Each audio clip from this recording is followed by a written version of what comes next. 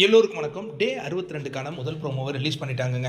மிகப்பெரிய அளவில் எதிர்பார்த்துக்கிட்டு இருந்த விஜய் சேதுபதியுடைய என்ட்ரி வந்திருக்கு. விஜய் சேதுபதி என்ன சொல்கிறாருன்னா, நம்ம புலவர் கேரக்டர் ஒருத்தவங்களுக்கு தான் கொடுத்தோம். அதனுடைய பெயர் கிருமி அப்படின்னு அவங்க வச்சுக்கிட்டாங்க. அந்த கிருமி எத்தனை பேர் கடிச்சதோ தெரியல. எல்லாருமே பதட்டமாக இருக்காங்களே.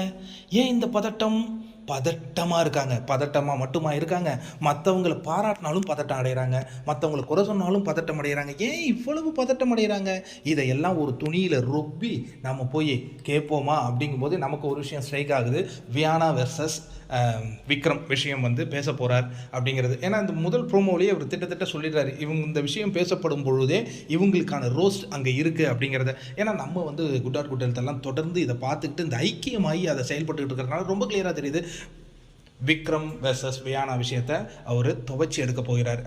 அது வந்து ரொம்ப சென்சிட்டிவான விஷயம் தெரிஞ்சிடுச்சு விக்ரமுக்கு. அதனால் அவர் பதட்டத்தில் அழவே செஞ்சிட்டாரு.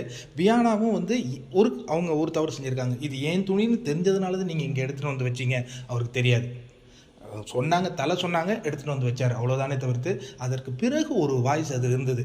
இன்னும் கைவிட்டு பார்ப்பீங்களா, அது யாருன்னு தெரியல அப்படிங்கிற மாதிரி விக்ரம் நினச்சிக்கிட்டு இருக்காரு.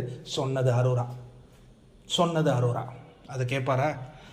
அரோராவெல்லாம் இந்த விஷயத்தில் ரோஸ்ட் பண்ணுங்க. என்னமோ ரொம்ப தலகணமாக அந்த பொண்ணு இப்போ வர பண்ணிகிட்டு இருக்கு தெரியுங்களா.